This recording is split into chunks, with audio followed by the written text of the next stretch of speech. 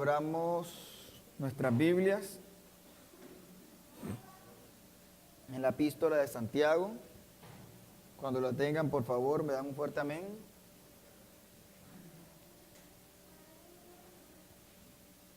Amén.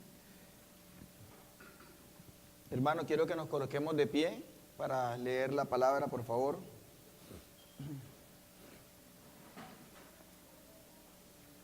Dice: mis amados hermanos, quiero que entiendan lo siguiente.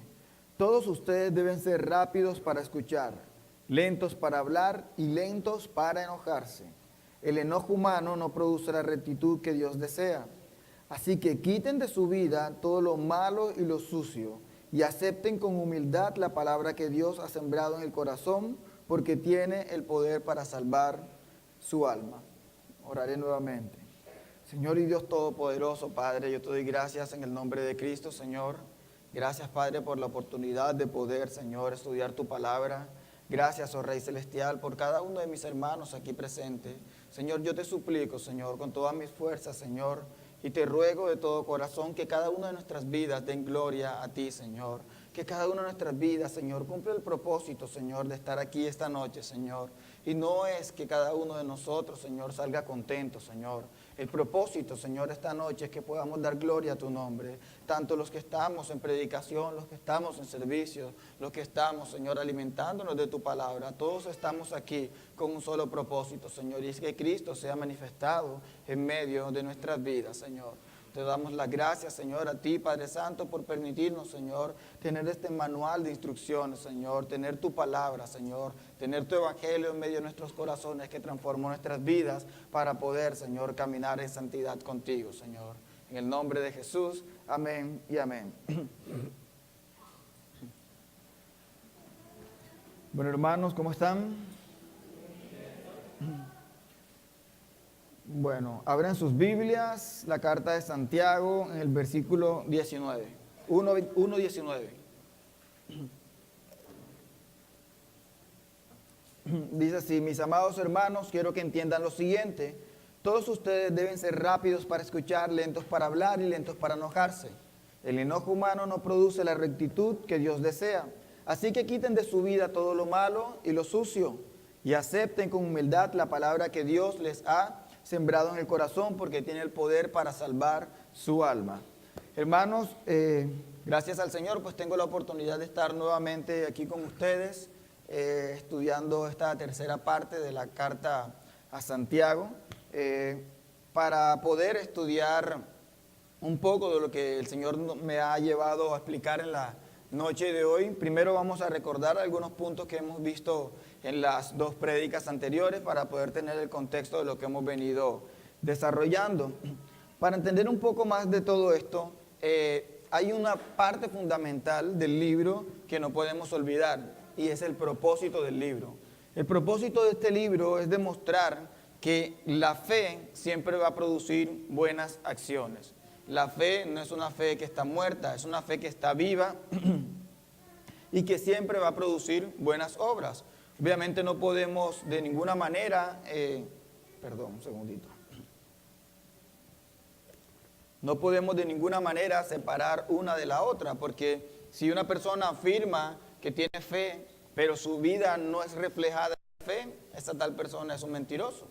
Pero si una persona tiene buenas acciones, pero al mismo tiempo no tiene fe, esa persona es una persona moralista. Entonces es una persona que simplemente tiene una moral, un estándar de moral bastante alto en comparación con los demás personas, en comparación con lo que el mundo propone como moral y no lo que la palabra está mostrando. Es por eso importante, hermano, que cada vez que vayamos a estudiar esta carta, siempre tengamos que recordar ese propósito. No podemos cambiar el propósito, y sobre todo porque la carta de Santiago que escribe a los judíos está muy detallada, pero al mismo tiempo vamos a ver, a medida que vayamos estudiando los versículos, como si hubiese un cambio de tema drástico. Vamos a ver como que Santiago está hablando de un tema y termina aquí y sigue el siguiente versículo y parece otro tema y pareciera que nada estuviera conectado, pareciera que tuviesen muchos temas en una carta tan pequeña que son solamente 5 capítulos. Pero cuando lo miramos a la luz de lo que Santiago nos está mostrando aquí, que es llevarnos a entender y a demostrar que es la conducta correcta del creyente, del cristiano, pero la conducta correcta que se basa en una fe que ya ha sido fundamentada a través del Evangelio. Es imposible que alguno de nosotros cumpla con todo esto, con todo lo que dice la palabra, si el Evangelio no ha hecho en nosotros un cambio de vida, sino ha hecho, si el Señor a nosotros no nos ha cambiado el corazón y no nos ha puesto de su Santo Espíritu. Dice así: amados hermanos, quiero que entiendan lo siguiente: todos ustedes deben ser rápidos para escuchar, lentos para hablar y lentos para enojarse. Santiago comienza aquí en este punto dando 3 principios fundamentales con los cuales nosotros como creyentes tenemos que realmente fundamentar en medio de nuestras vidas. Todo lo que Santiago está diciendo aquí es fácil hacerlo en el sentido contrario, no como Santiago lo está diciendo. Y vamos a detallar cada uno de ellos a fin de ver cómo esto se aplica en nuestras vidas y qué es lo que el autor quiere comunicarnos. La primera parte dice: amados hermanos, debemos ser como rápidos ¿para qué? Para escuchar. Lo primero que tenemos que ver es que a partir de este versículo 19 hay un cambio de lo que hemos venido estudiando en las 2 prédicas anteriores. En las 2 prédicas anteriores estuvimos estudiando acerca de las pruebas, estuvimos viendo acerca de la fe, la constancia, estuvimos viendo cómo se engendra el pecado en el ser humano, cómo da luz a la muerte ese pecado, y al mismo tiempo cómo nuestro Dios, que es tan grande y maravilloso, no puede ser tentado y al mismo tiempo de Él no proviene nada malo. O sea que Él no puede ser tentado ni tampoco tienta absolutamente nadie. Nuestro Dios es un Dios bueno. Y hay que entenderlo así porque aquí en el versículo 19 pareciera que cortara y comenzara un tema totalmente diferente, pero vamos a entenderlo un poco más. Cuando Santiago comienza a decir, le está dando una importancia muy grande cuando le está pidiendo, le está rogando: quiero que entiendan esto. Esto que yo voy a comunicarles ahora tiene que quedar muy claro, porque recuerden, hermanos, que esta carta no era escrita para una iglesia, era escrita para todos los judíos que se encontraban dispersos en ese instante. Por lo tanto, era una carta que tenía que rotar mucho. Y Pablo dice así: deben ser rápidos para escuchar. La tendencia normalmente de nosotros los seres humanos no es ser rápidos para escuchar.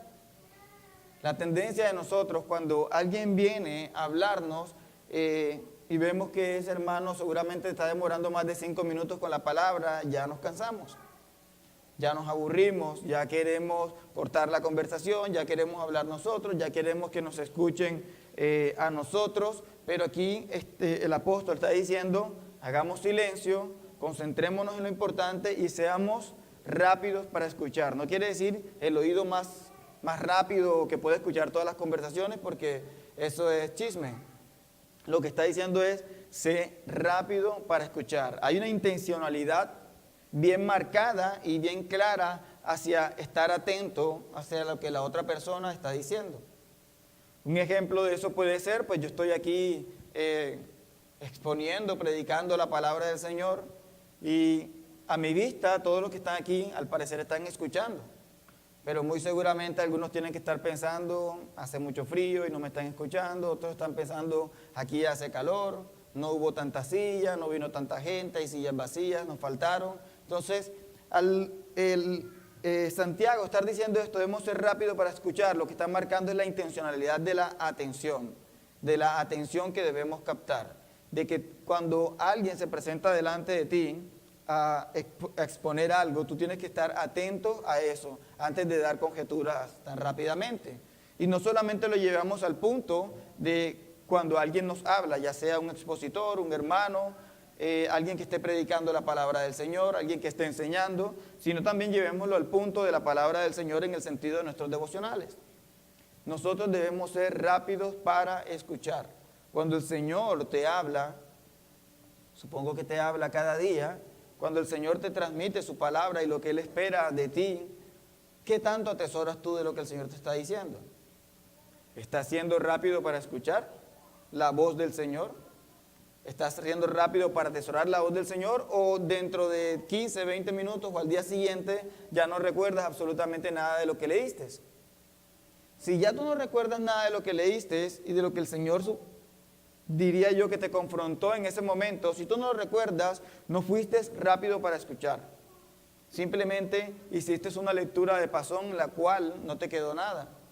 Porque un ejemplo muy claro es si tú te presentas delante de tu esposa o esposo y le comunicas algo que para ti es importante y ella a los 10 minutos no recuerda absolutamente nada de lo que tú dijiste, ¿cómo te sentirías al saber eso? ¿Sabrías que ella en ningún momento te escuchó o él en ningún momento te escuchó? Entonces no está siendo rápido para escuchar, que es lo que está diciendo aquí la palabra del Señor. El segundo principio del cual está hablando es, debemos ser lentos para hablar. Hermanos, lentos para hablar no es que hablemos así. Lentos para hablar es que como eres rápido para escuchar, guardas silencio,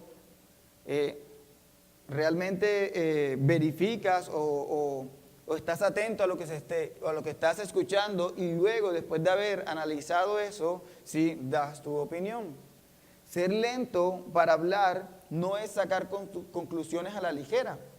Una persona que saca conclusiones a la ligera, y si ustedes han vivido hablando con alguien así, es un poco incómodo. Uno no ha terminado de comunicar algo cuando ya quieren responderle 20 cosas al mismo tiempo y uno todavía no ha logrado transmitir toda la idea.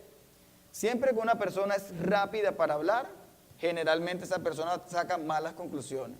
Generalmente esa persona se equivoca demasiado porque no tiene la habilidad de poder escuchar, de poder entender, para así analizar y responder de la manera correcta como el Señor espera que respondamos. Ponía un ejemplo que el Señor me traía a mi mente.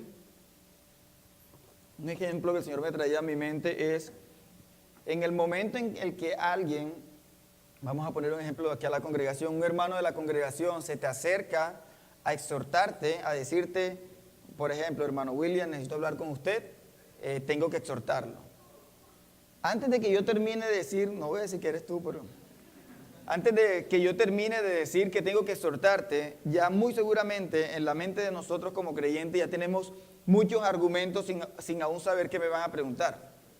Cuando alguien dice que tiene algo en contra tuya, tú lo que haces inmediatamente es buscar muchos argumentos para defenderte. Y esa es una persona que no es lenta para hablar, que es rápida para hablar, porque no te han terminado de decir cuando ya tú en tu mente estás hablando lo que vas a responder. Y tenemos que tener mucho cuidado con eso, hermano, porque eso no nos hace sabios. Si nosotros miramos lo que dice la palabra acerca de la exhortación, es la muestra del amor de tu hermano por ti. Cuando hay una exhortación deberías ponerte alegre en ese sentido. ¿Por qué? Porque tu hermano está mostrando la muestra de su amor, pero como eres lento, como eres rápido para hablar, buscas inmediatamente argumentos para frenar la exhortación. Vamos a seguir el punto número 3, que es lento para enojarse. Recuerden, hermanos, son 3 cosas importantes que Santiago está diciendo. Debemos ser rápidos para escuchar, lentos para hablar y por último, lentos para enojarse. Esta última punto que está mencionando Santiago, aquí el medio hermano del Señor Jesús, es lentos para enojarse. Es como la combinación de las dos anteriores. Porque cuando tú eres rápido, o mejor dicho, eres lento para escuchar y eres rápido para hablar, lo más probable es que no entiendas absolutamente nada de lo que se te expuso.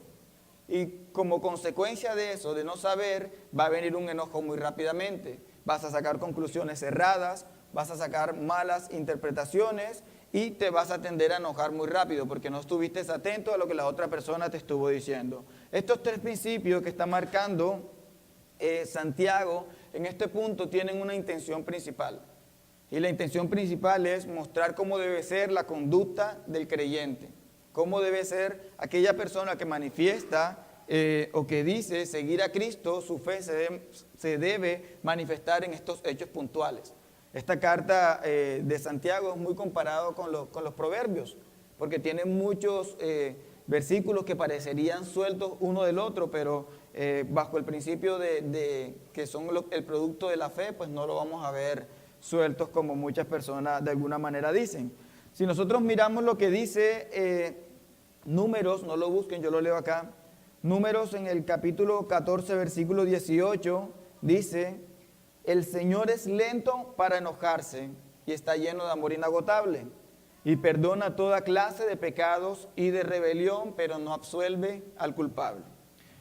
Hermanos, si el Señor, estamos hablando de nuestro Dios, grande y poderoso, nuestro Dios temible, quien creó todo el universo con el poder de su palabra, es lento para enojarse y es grande en amor, es grande en misericordia.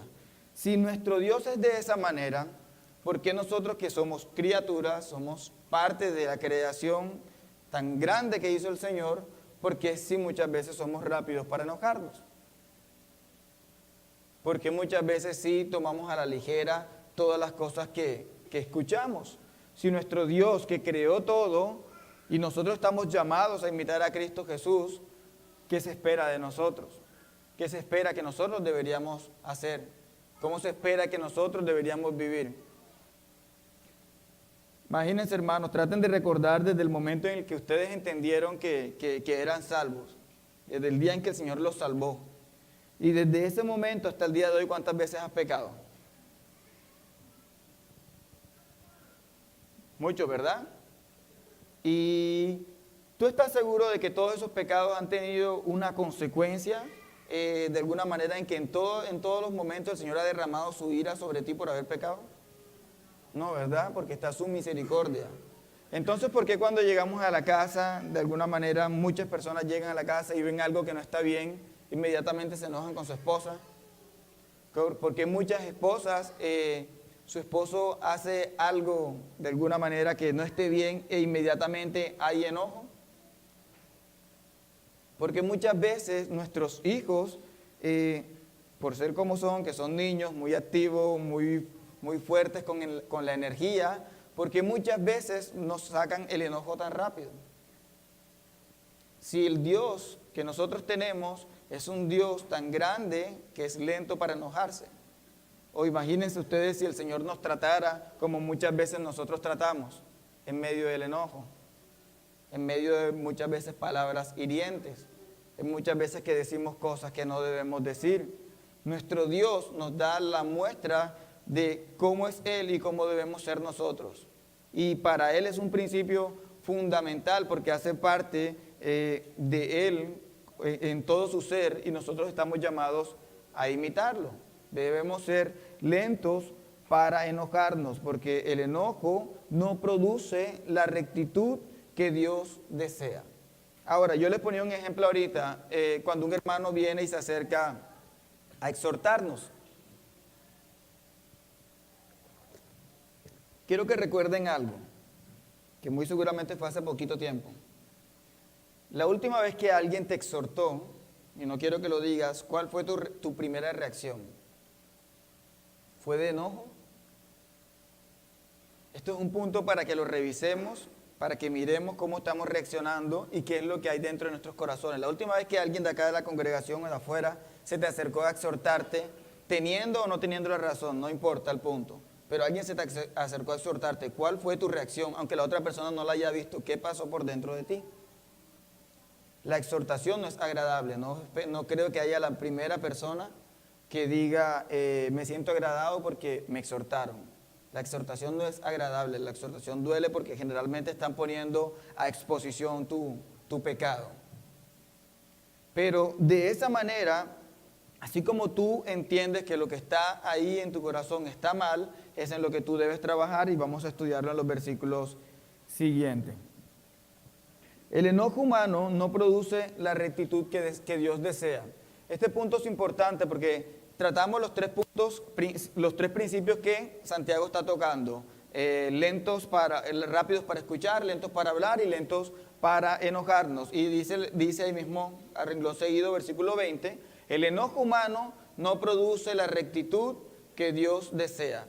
Y me encanta cómo lo dice la palabra, o cómo el Espíritu Santo lo dejó plasmado en medio de esta carta, porque hace referencia a qué es el enojo humano. Es nuestro enojo el que no produce rectitud, porque de parte del Señor sí hay un enojo que produce rectitud. El enojo del Señor es justo, el enojo del Señor es santo. El enojo del Señor no se equivoca y no viene de manera en un tiempo errado. Viene cuando es justo y cuando es necesario. Pero el enojo de nosotros, hermanos, yo podría decir que más de un 90% no viene por las razones adecuadas.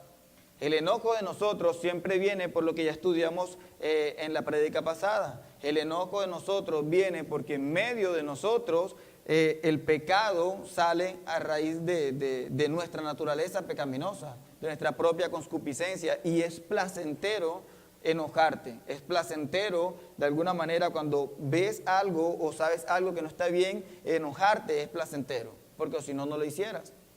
Das rienda suelta a tu carne, independientemente de si llevas ese enojo a pecado o no. Es placentero para el hombre enojarse.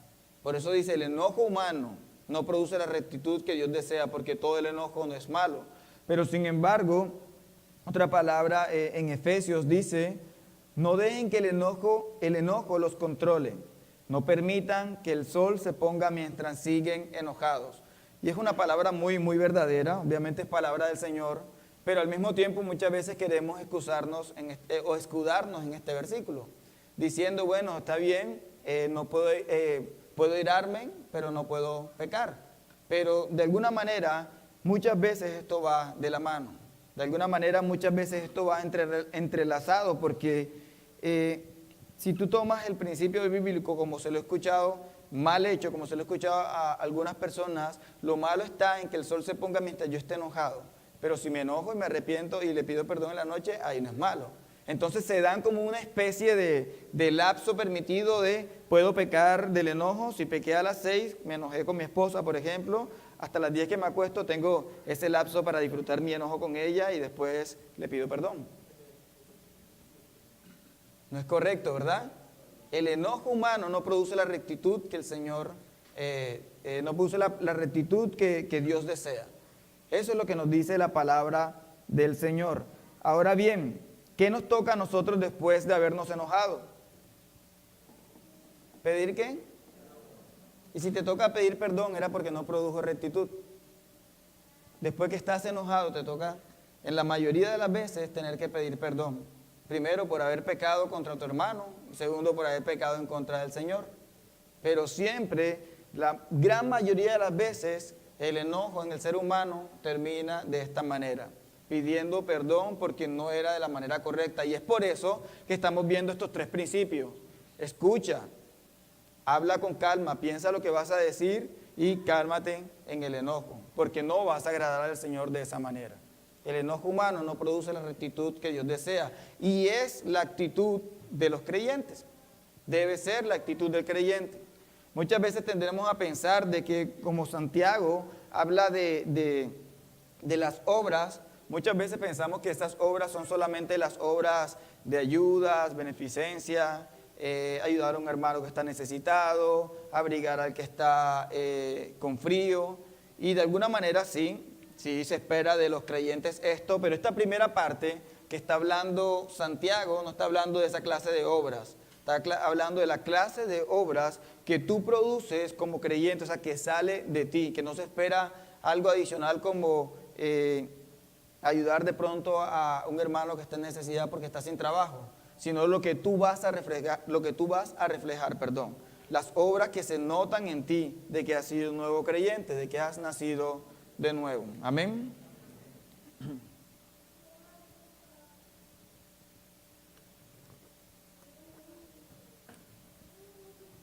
Versículo 21.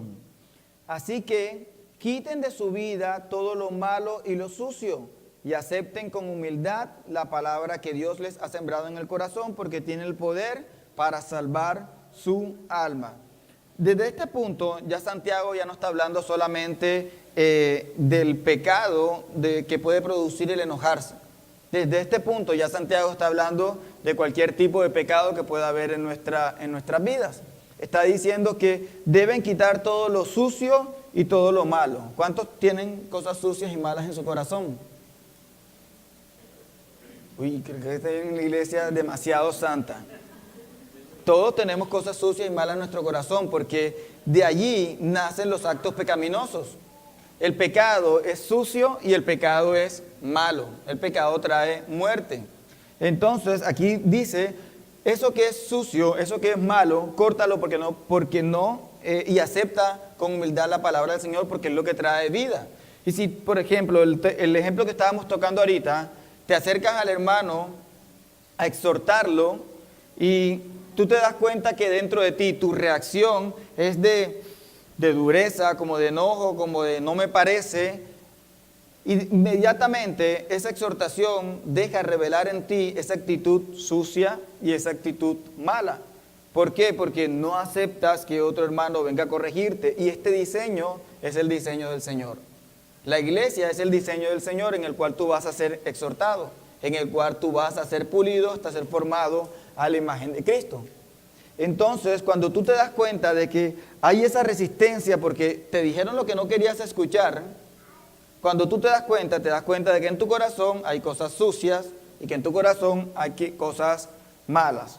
Un ejemplo que también traía a mi memoria es cuando alguien llega a tu casa, por ejemplo, te estás esperando una visita en tu casa, alguien que tú consideras mucho, alguien que tú estimas demasiado y viene a visitarte a tu casa.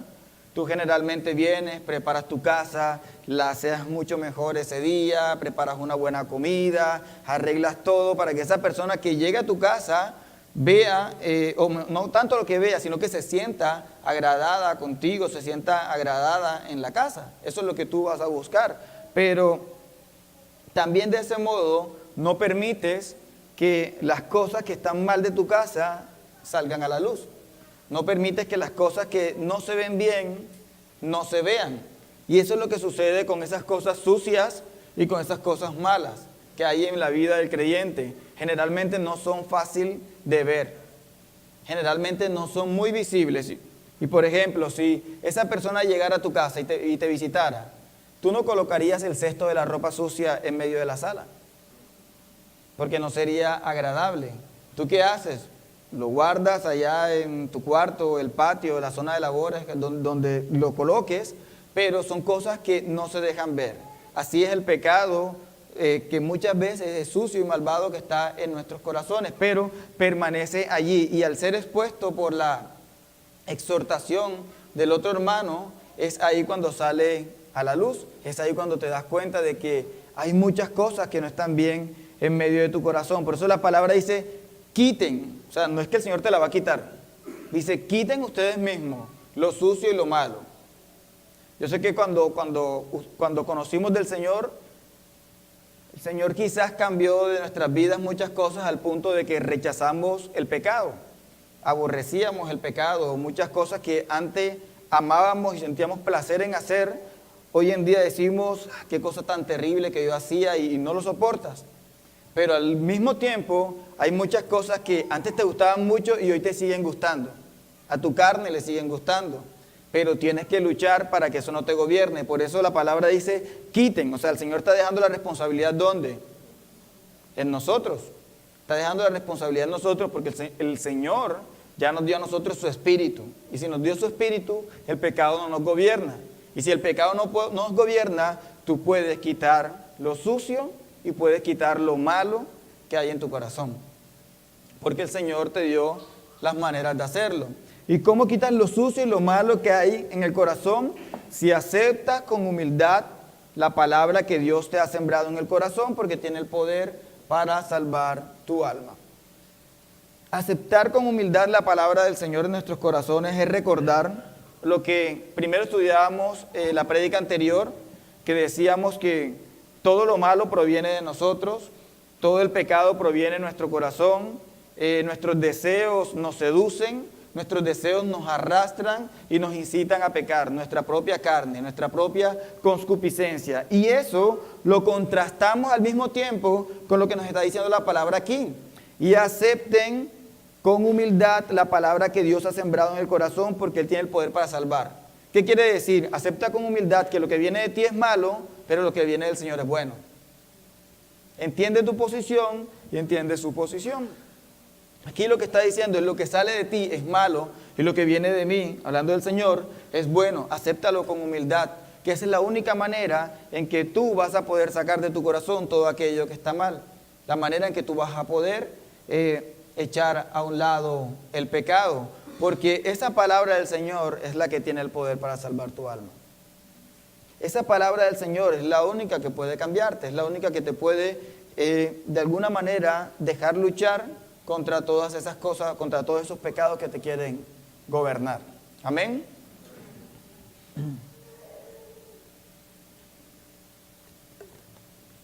Ahora bien, tú podrías decir: no, en mí no hay nada sucio ni malvado, porque cuando me exhortaron yo entendí y yo supe que me estaban exhortando por algo que era válido. Pero llévalo a otro punto. Ahí puedes meter en este punto cualquier parte, cualquier pecado. Porque lo que pasa es que muchas veces tendemos a escalafonar los pecados y los etiquetamos para que se escuchen mucho más bonitos. Entonces ya no los llamas pecados, ya los llamas errores, ya no los llamas mentiras, sino fue como algo que se me salió allí. Ya no lo llamas grosería, sino se me chispoteó. Entonces a todo le quieres cambiar la manera de decirlo, pero la manera correcta es llamarlo pecado. Y eso sucio y malvado que hay en tu corazón, por ejemplo, en el caso de un hombre, cuando estás pensando, si en algún momento estás pensando en alguien que no es tu esposa, eso es sucio y malvado. Pero lo que pasa es que como no lo has llevado a consumar, piensas que es un pecado pequeño. No, es un pecado pequeño porque yo no he caído en adulterio. Es un pecado pequeño porque yo no he dicho tal cosa. Pero el solo hecho de pensarlo, el solo hecho de maquinarlo y de no quitarlo inmediatamente, te hace entender y recordar que es sucio y es malvado. Entonces puedes llevarlo a cualquier escala de pecados, hermanos, porque es el producto de la naturaleza pecaminosa. Pero lo que se debe ver reflejado en tu vida es el producto o los actos que vienen por medio de la fe.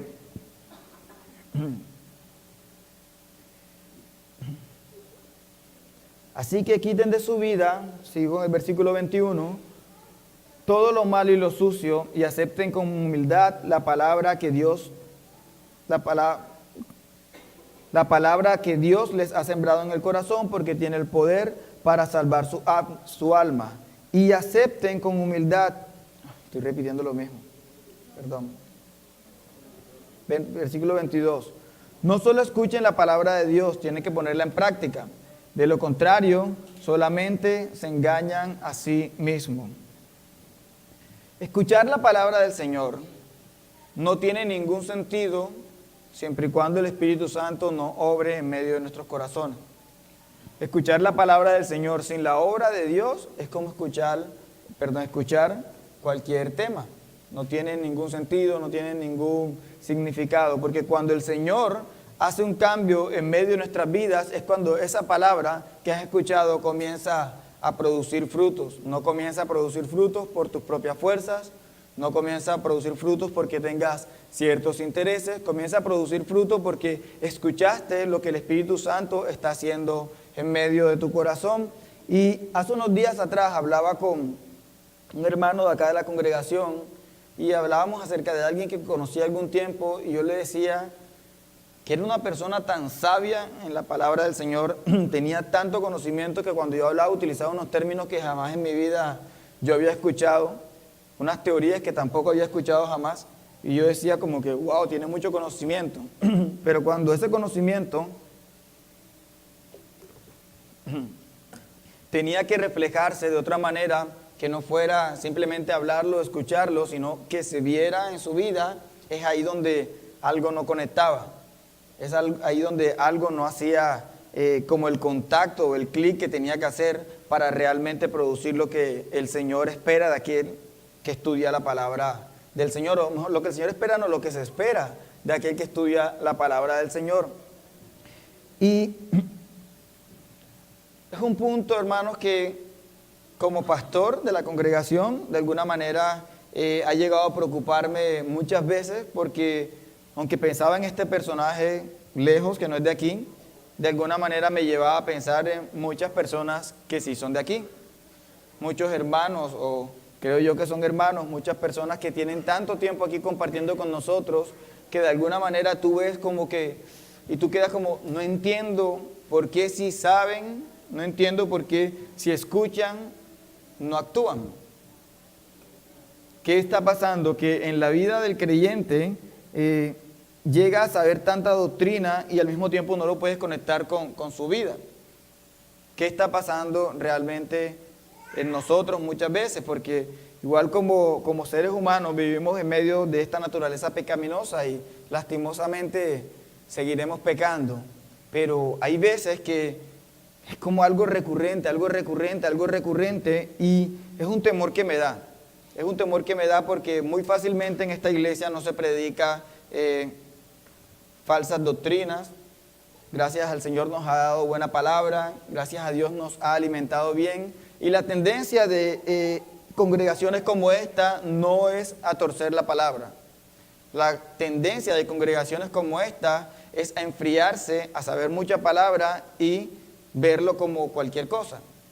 Tener mucho conocimiento, pero que al final no conecta con tu vida. Tener mucho conocimiento que te lleva a ser un erudito de la palabra, pero no logras empalmar en tu vida personal. Y es como si llevaras dos tipos de vida. La que afirmas tener y la que en realidad tienes. Y me preocupa, hermanos, porque muchas veces eso se debe al orgullo espiritual. Muchas veces se lleva al hecho de que decimos, estoy en una iglesia de sana doctrina, allá se predica así, allá se dice así, allá se enseña esto, allá no están pidiendo plata, allá no dicen lo otro. Nos jactamos de eso, pero en la masa nos vamos camuflando. Nos vamos camuflando en la masa y aquí la palabra dice, no solo escuchen la palabra de Dios, tienen que ponerla en práctica. Porque tú la escuchas y no la pones en práctica y se vuelve más juicio sobre tu vida. Pero si tú lo escuchas y la practicas, es donde viene realmente el fruto que se espera.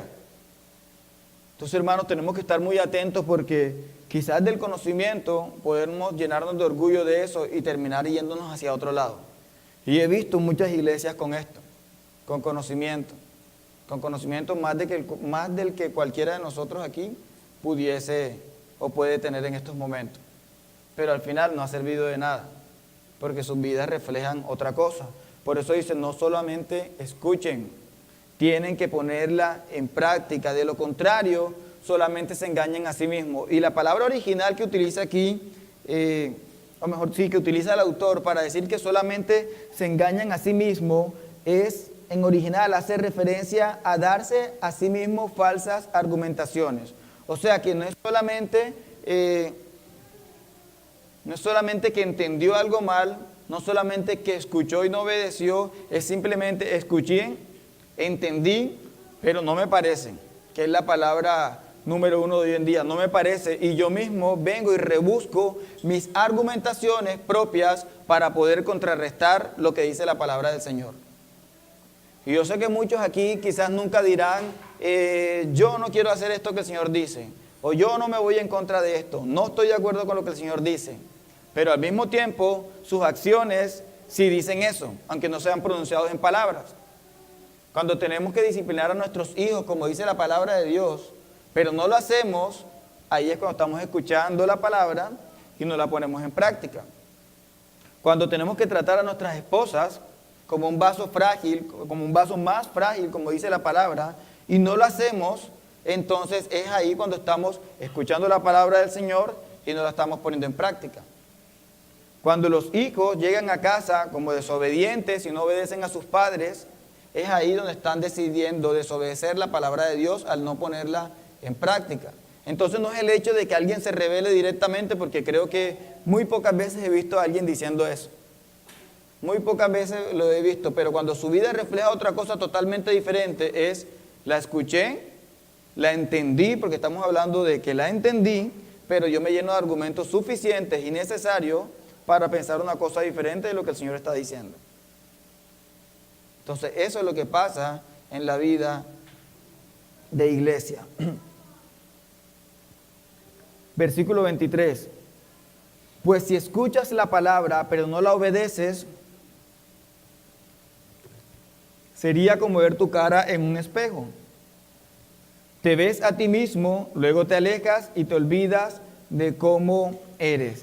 Este es el modelo de cómo es una persona. Si ustedes miran esto, es algo prácticamente absurdo. Ninguno de nosotros se miraría en el espejo y olvidaría cómo es. Cada uno de nosotros sabe exactamente cómo es.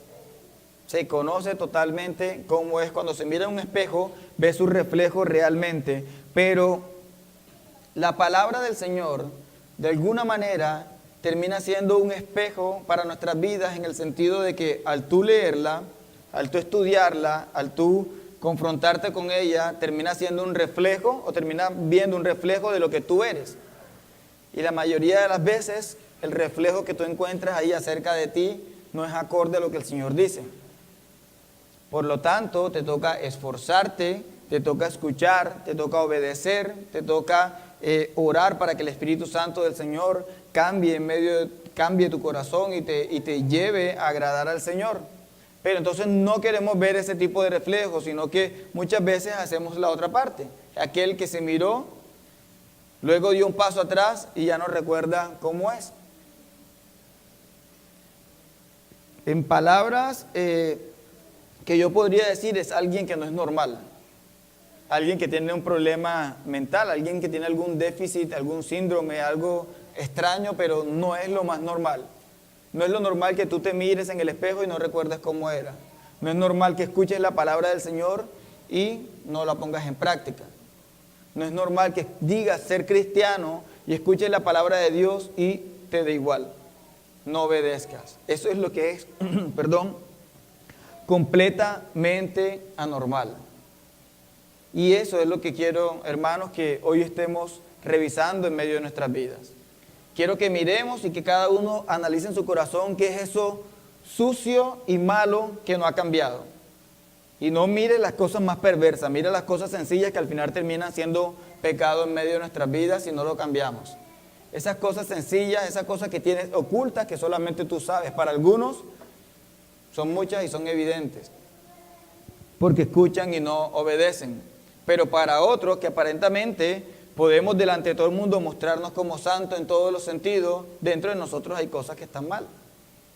Entonces, hermanos, debemos trabajar en eso.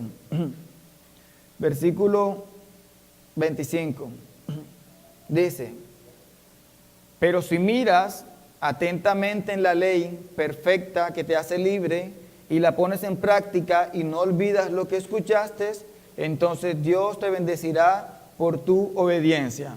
Voy a cambiar la versión para estudiarlo mejor en la Biblia de las Américas.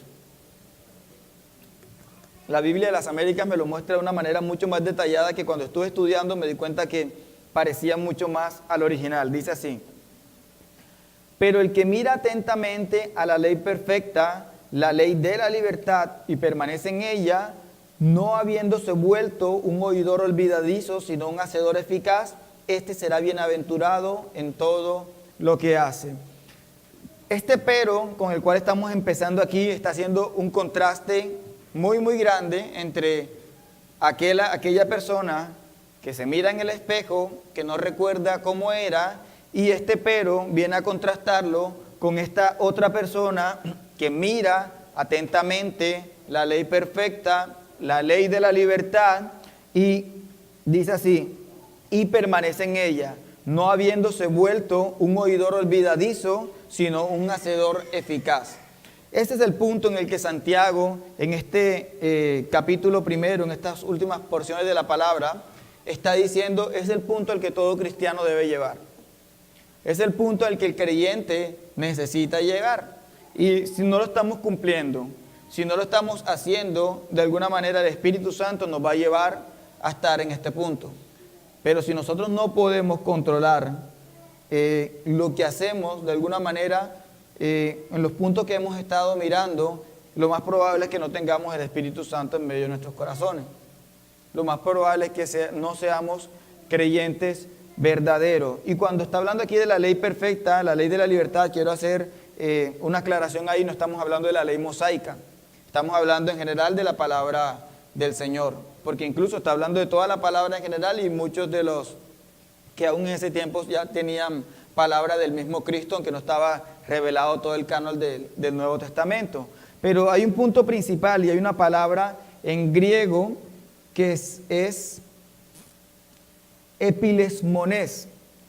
Esta palabra está haciendo referencia a aquella persona que permanece firme en la palabra y no ha sido un oidor olvidadizo. ¿Por qué hago énfasis en esta palabra?